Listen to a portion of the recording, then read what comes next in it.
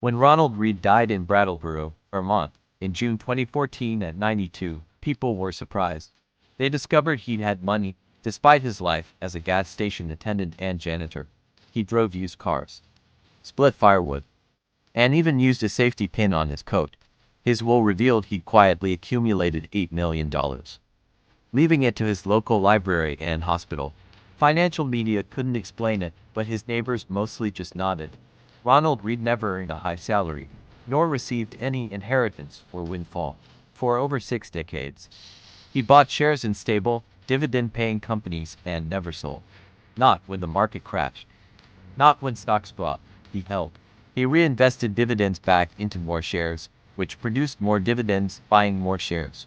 His portfolio held over 95 stocks: Wells Fargo, Procter & Gamble, Johnson & Johnson. These blue-chip companies had paid and grown their dividends for decades. He tracked investments in a ledger and read the Wall Street Journal at the Brattleboro Library. He was a sophisticated investor, not by complex strategies, but by understanding time and patience. Combined with compound growth, these produce results that defy intuition. The mathematics of compound interest over 70 years is almost impossible to internalize without it.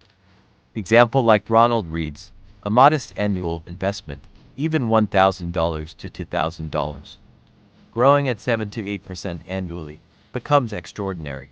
The challenge is compound interest is boring for most of its duration.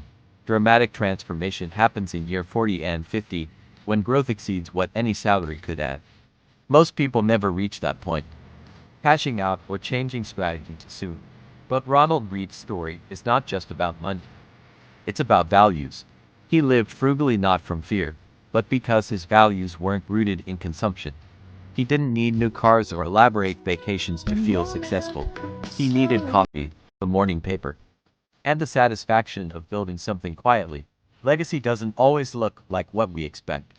It doesn't always announce itself. Ronald Read built $8 million in obscurity, with no staff, advisor, or mentor. He built it with patience, consistency, and the radical insight that wanting less is powerful. Most people chase more. Ronald Read built something quietly extraordinary. Subscribe for more stories about unexpected paths to a meaningful legacy, and the values that make wealth actually worth having.